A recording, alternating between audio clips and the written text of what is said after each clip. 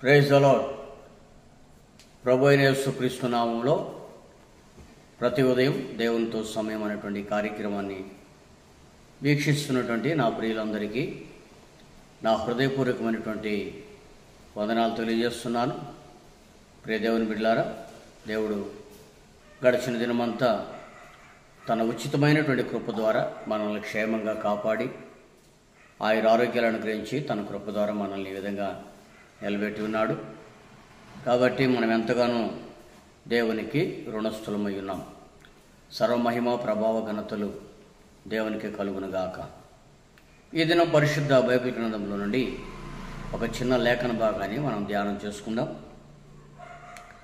ఫిలిప్పీలకు రాసిన పత్రిక అపోస్తలుడైన పౌలు గారు ఫిలిప్పీ సంఘానికి రాసిన పత్రిక 4వ అధ్యాయం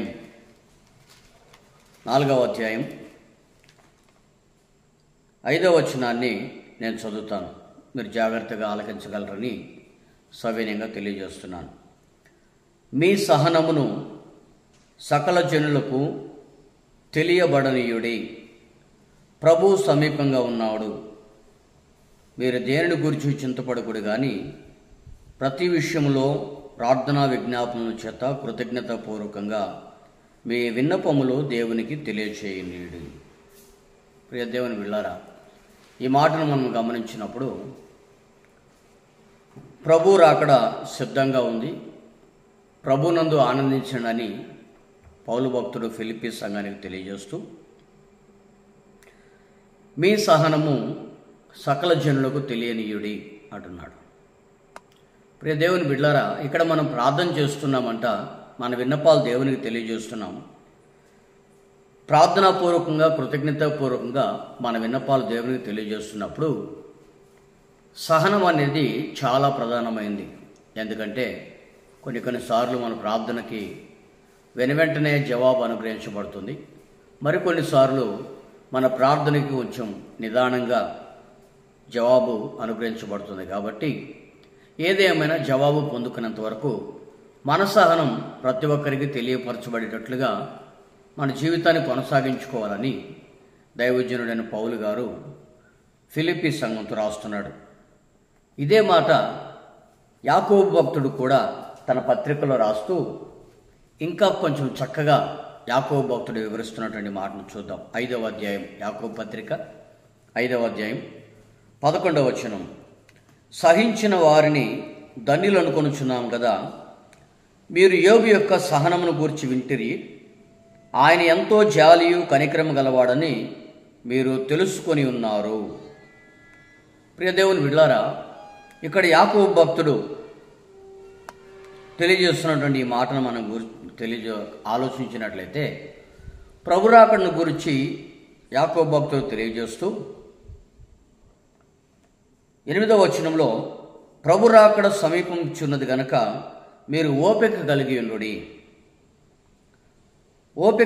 ఉండి దాని కొరకు కనిపెట్టుకొని రాకడ కొరకు కనిపెట్టుకొని మీ హృదయములను సిద్ధపరచుకొనుచు మీరు సహించి దేవుని దగ్గర ధన్యులు అనేటువంటి ఒక పేరును మీరు సంపాదించుకున్నట్టు కొరకు మీ సహనము కలిగి ఉండి, మీ సహనము ప్రతి ఒక్కరికి తెలియపరచబడేటట్లుగా మిమ్మల్ని మీరు నడిపించుకోనండి అనేటువంటి విషయాన్ని యాకోబు భక్తుడు తన యొక్క పత్రిక ద్వారా మనతో మాట్లాడుతున్నాడు. ప్రియ దేవుని బిడ్డలారా, వాస్తవానికి ఈ రోజున క్రైస్తవులుగా మనకి వ్యక్తిగత జీవితాలలో ఏదైనా చిన్న చిన్న సమస్యలు వచ్చినప్పుడు కృంగిపోయి దేవుని విషయంలో దూరం అయిపోయి అయోగ్యులుగా మనము చరిత్రలో మిగిలిపోయేటువంటి అనుభవాలు అందరి జీవితాల్లో మనం చూడగలుగుతూ ఉంటాం. ఇక్కడ యాకోబు భక్తుడు అంటున్నాడు, యోబు యొక్క సహనమును గురించి మీరు వింటిరి కదా. యోబు జీవితము సహనానికి ఒక గొప్ప ప్రతీక. యోబు జీవితం ఒక సహనానికి ఒక గొప్ప ఉదాహరణగా బైబిల్ గ్రంథం అంతట్లో కూడా మనం అనేకులు ఎదుట ధైర్యంగా చెప్పగలం. యోబు కలిగినటువంటి శోధనలు విస్తారమైనటువంటి శోధనలు. ఆ విస్తారమైనటువంటి శోధనలలో యోబు ఏ పరిస్థితుల్లో కూడా దేవుని ఎడల సహనము కలిగి విశ్వాసమును విడిచిపెట్టకుండా ధైర్యంగా నడిపించబడినటువంటి ఒక మంచి సహనశీలుడు యోబు భక్తుడు. ప్రియ దేవుని బిడ్డలారా, ఈ సహనం అనేది మనకు కూడా ఉండాలి అని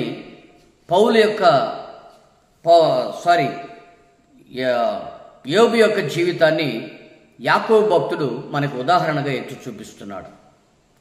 ప్రియ దేవుని బిడ్డలారా, ఈ యోబు జీవితము మనకి వ్యక్తిగత జీవితాలకు ఒక ఆదర్శప్రాయంగా నిలబడి ఉండగా, మనం ఈరోజు ఎంతవరకు సహించగలుగుతున్నాము అనేటువంటి విషయాన్ని కూడా మనం ఆలోచన చేయాలి. బైబిల్ గ్రంథంలో 2 మాటలు క్లుప్తంగా నేను చెప్పి ముగించాలనుకుంటున్నాను. సహిస్తే మన జీవితాల్లో ఏం కలుగుతుంది అనేటువంటి మాటలు 2 మాటలు నేను క్లుప్తంగా మీతో పంచుకొని ముగిస్తాను. మనం మత్తయి సువార్త 10వ అధ్యాయం 22వ వచనం చదివినట్లయితే, సహించిన వారమైతే మనము రక్షింపబడుదుము అనేటువంటి మాట యేసు ప్రభు వారు తేటగా తెలియజేస్తున్నారు. ప్రియ దేవుని బిడ్డలారా, ఈ కడవరి దినాలలో అనేక శోధనలు, దేవుని రాకడ సమయంలో అనేక శోధనలు. నేను ఆ మాట చదువుతాను, చూడండి. మత్తయి సువార్త 10వ అధ్యాయం 22వ వచనంలో మనం గమనించినట్లయితే, మీరు నా నామము నిమిత్తం అందరి చేత ద్వేషింపబడుదురు, అంతము వరకు సహించిన వాడు రక్షింపబడుదురు.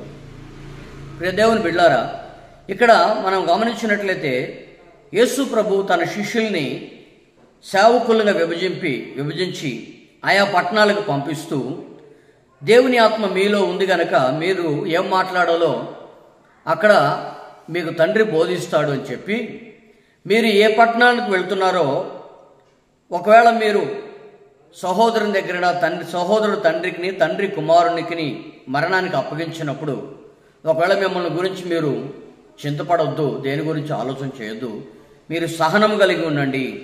సహించిన వారమైతే నా నామము నిమిత్తం అందరి చేత మీరు ద్వేషింపబడినట్లయితే అంతం వరకు సహించినటువంటి వాడే రక్షింపబడతారు అనేటువంటి మాటని ఇక్కడ యేసు ప్రభు వారు స్పష్టంగా మాట్లాడుతున్నాడు. అంటే ఈ యొక్క పరిచర్యలో మనం కొనసాగుతున్నప్పుడు ఎన్నో అవమానాలు, ఒడిదుడుకులు, ఎందరి చేతనో ద్వేషము మనం ఎదుర్కోవాల్సిన పరిస్థితి, ద్వేషం పడాల్సినటువంటి పరిస్థితులు మనకు వస్తుంటాయి. ఎటువంటి పరిస్థితులు మనకు వచ్చినా కూడా మనకి వ్యక్తిగత జీవితంలో మనము అంతం వరకు సహించినట్లయితే రక్షణను మనం పొందుకొని ఉంటాము అనేది వాస్తవమైనటువంటి విషయం. ప్రియ దేవుని బిడ్డలారా, చూడండి, ఈ యొక్క మాటకి నేను ఒక చిన్న ఉదాహరణగా నేను లాజరు జీవితాన్ని మీకు తేటగా స్పష్టంగా చెప్పగలుగుతాను. ధనవంతుడేమో అన్ని విషయాలు సౌభాగ్యంగా ఉన్నాడు, లాజర్కేమో ఏమీ లేదు, బీదవాడు. ప్రియ దేవుని బిడ్డలారా, బీదవాడు తినడానికి తిండి లేదు, కట్టుకోవడానికి బట్ట లేదు, వైద్యానికి సరైన డబ్బు లేదు, మరి వైద్యం చేయించుకోవడానికి డబ్బు లేక కూడా ఎంతో కుక్క చేత కురుపులు నాకించుకుంటూ దౌర్భాగ్యమైనటువంటి దిక్కుమాలినటువంటి బ్రతుకుతున్నాడు లాజరు. అటువంటి లాజరు జీవితంలో అసలు దేవుడు ఉన్నాడా, దేవుడు ఉంటే నాకు ఈ సమస్యలు ఎందుకు, నాకు ఈ బాధలు ఎందుకు అనేటువంటి ఆలోచన లాజరు జీవితంలో రాలేదు.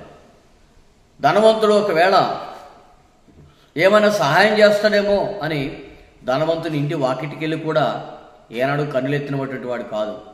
తను నమ్మినటువంటి దేవుడు నన్ను ఏనాటికైనా రక్షిస్తాడు అని తనకు కలిగినటువంటి ఇరుకులలో, తనకు కలిగినటువంటి ఇబ్బందులలో, తనకు కలిగినటువంటి వ్యాధిలో, తనకు కలిగినటువంటి నిస్సహాయ స్థితిలో ఎప్పుడు కూడా లాజరు తన దేవుని మీదే గురి పెట్టుకొని గమ్యం వైపు నడిపించబడుతూ వచ్చాడు, కానీ ఎక్కడా కూడా మానవుని మీద ఆధారపడదలుచుకోలేదు. అందుకే లాజరుకు వచ్చినటువంటి రక్షణ ధనవంతునికి రాలేకపోయింది. ధనవంతుడేమో అగ్నిగుండంలో కాల్చబడుతున్నాడు, లాజరేమో అబ్రహాము కుడిపార్శ్వము కూర్చొని సంతోషంగా ఉన్నాడు. ఈ లాజరుకు రక్షణ రావడానికి కారణం ఏమిటి? ప్రియ దేవుని బిడ్డలారా, లాజరు తన యొక్క శోధనలలో, తన ఇబ్బందులలో, తన కరువులో, తన దారిద్ర్యములో ఎక్కడా కూడా దేవునిని నిందించినటువంటి అనుభవాన్ని పోక, రెండవది ఎప్పుడు కూడా సహనాన్ని విడిచిపెట్టకుండా సహనం కలిగి తన జీవితాన్ని నడిపించుకుంటూ వచ్చాడు. అందుకే లాజరు రక్షింపబడ్డాడు. ప్రియ దేవుని బిడ్డలారా, ఆ రక్షణ పొందుకోవడానికి అర్హుడుగా లాజరును దేవుడు నియమించి ఉన్నాడు. ఈ రోజున ఇది మనకు ఒక గొప్ప గుణపాఠంగా, ఒక ఉదాహరణగా మన బ్రతుకుల్లో నిలబడిపోతుంది. సహించిన వారమైతే మనం రక్షణ పొందుతాం. ప్రియ దేవుని బిడ్డలారా, ఎన్నో అవమానాలు, ఎన్నో నిందలు, ఎన్నో ఉపద్రవాలు మన వ్యక్తిగత జీవితాల్లో మనకు ఎదురైనప్పుడు మనం గమనించాల్సిన పరిస్థితి ఏంటంటే, మనము ఓర్చుకొని దేవుని కొరకు నిలబడినటువంటి వారమైతే మన బ్రతుకులో ఒక ఉన్నతమైనటువంటి స్థితిని మనం పొందుకోగలుగుతాం. ఇక రెండో మాట కూడా చెప్పి నేను ముగించేస్తాను. చూడండి, 2 తిమోతి పత్రిక అపోస్తలుడైన పౌలు గారు తిమోతికి రాస్తున్నటువంటి 2వ పత్రిక 2వ అధ్యాయం 12వ వచనాన్ని నేను చదువుతాను, జాగ్రత్తగా వినండి. సహించిన వారమైతే ఆయనతో కూడా ఏలుదుము. విన్నారు ఈ మాట? సహించిన వారమైతే ఆయనతో కూడా ఏలుబడి చేస్తామట. ప్రియ దేవుని బిడ్డలారా, ఈ రోజున ఏలుబడి చేయాలి అనేటువంటి ఒక ఆశ, ఆకాంక్ష అందరికీ ఉంటుంది. అయితే అది రావాలి అంటే మనకు సహనం అనేది చాలా ప్రాముఖ్యం. దీనికి ఒక గొప్ప ఉదాహరణ యోసేపు. చూడండి, అన్నలందరూ త్రోసివేశారు, వెలివేశారు. తండ్రి చేత ప్రేమించబడుతున్నాడని, తండ్రి మా యోసేపు ఉంటే మా జీవితాలకి ఒక విలువ లేదని అన్నలందరూ కూడా ద్వేషించి మిద్యానీయులకు అమ్మారు. అన్నల దగ్గర ద్వేషంపు పడ్డాడు, సహనం కలిగి ఓర్చుకున్నాడు.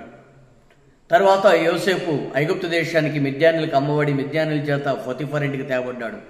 అక్కడ పొతిఫర్ భార్య నింద వేసింది, ఆ నిందను కూడా సహించుకున్నాడు. జైల్లోకి వెళ్ళాడు. జైల్లో తినడానికి సరైనటువంటి తిండి ఠికానం లేక ఎన్నో శ్రమలకు ఓర్చుకొని సహనంను చూపించుకుంటూ దేవుని పక్షాన్ని నిలబడుతూ వచ్చాడు. ఇప్పుడు దేవుని బిడ్డలారా, మరి అటువంటి యోసేపు ఎక్కడ నిలబడ్డాడు అంటే రాజు తర్వాత రాజుగా ఫరో స్థానంలో యోసేపు నిలబడి ఐగుప్తు దేశం అంతటికి మీద ఏలికగా నియమించబడినటువంటి గొప్ప ఘనమైన చరిత్ర కలిగినటువంటి వాడు యోసేపు.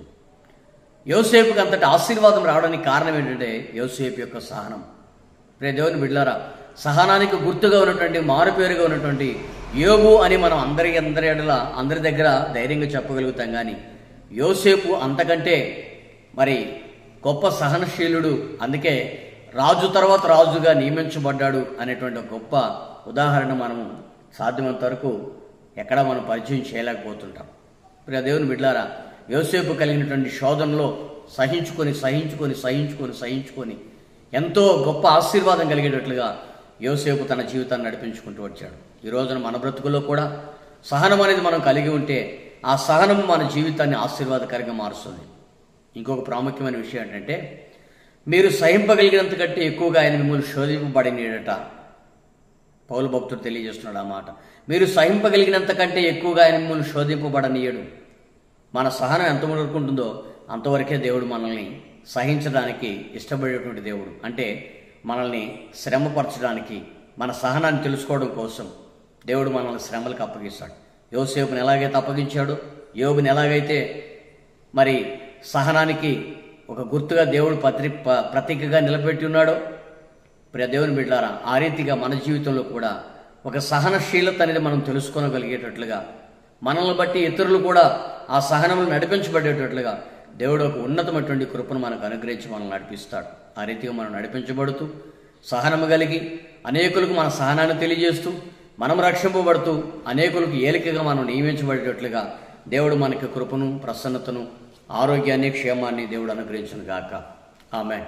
ప్రార్థన చేసుకుందామా? మహాపరిశుద్ధుడా, కృపగల దేవ, మీకు వందనాలు ప్రభా. నాయన, మరి సహించిన వారి తండ్రి, మీ సహనం సకల జనులకు తెలియబడనీయుడి అని మీ వాక్యం ద్వారా తెలియజేశారు తండ్రి. సహించిన వారు ధన్యులన్నీ మీ యొక్క యాకోబు భక్తుని ద్వారా కూడా తెలియజేశారు తండ్రి. నాయన, మరి ఆ సహనంలో మేము నిలిచి ఉండటానికి మాకు శక్తిని ఇవ్వమని కోరుతున్నాం. సహించిన వారమైతే రక్షింపబడతాం, సహించిన వారమైతే ఏలుబడి చేస్తామనేటువంటి విషయాలు కూడా మీరు మాకు తెలియజేశారు. అయ్యా, సహనం అనేది కలిగి ఉండి తండ్రి, మరి లాజరు ఏ విధమైనటువంటి రక్షణలోకి వచ్చారో మీరు మాకు తెలియజేశారు. సహనం అనేది కలిగి ఉండి యోసేపు యొక్క ఉన్నతమైనటువంటి స్థితికి ఎలాగొచ్చాడో కూడా తెలియజేశారు. మేము ఆ రీతిగా వారిద్దరిని ప్రభావం మేము మార్గదర్శనం పెట్టుకొని, యోబును కూడా మా కళ్ళ ముందు పెట్టుకొని, అయ్యా, రెండవదిగా మిమ్మల్ని కూడా ప్రభా, మీకు కలిగినటువంటి శోధనలు మీరు ఎలాగైతే నిలబడి సహనం కలిగి ఉన్నారో అలాగే తండ్రి మేము మిమ్మల్ని కూడా మార్గదర్శకంగా పెట్టుకొని అనేకుల జీవితాలకు మేము కూడా మార్గదర్శకంగా నిలబడేటట్లు కృప చూపమని కోరుతున్నాం. మీ కృప, కరుణ, వాత్సల్యతలు మాకు తోడుగా వచ్చి మమ్మల్ని నడిపించమని, ఈ దినం కావాల్సిన కృప అంతా మాకు దయచేయమని ఆయన విన్న వాక్యం మా హృదయంలో పదిలిపరచమని యేసు నామమున అడిగి వేడుకొనుచున్నాం తండ్రి. ఆమేన్. మంచిది ప్రియులారా, మీ అందరికీ నా హృదయపూర్వక వందనాలు తెలియజేస్తున్నాను. ఈ మాటలు మీరు వినండి, అనేకులకు షేర్ చేయండి, తద్వారా మా పరిచయం ప్రోత్సహించండి. మరి మీరు ఎవరికైనా ప్రార్థన అవసరతలు ఉంటే స్క్రీన్ మీద కనపడుతున్నటువంటి ఫోన్ నంబర్లకి మీ ప్రార్థన అవసరం పంపగలరని సవినయంగా తెలియజేస్తూ ఈ మాటలు ముగిస్తున్నాను. సెలవు తీసుకుంటాను.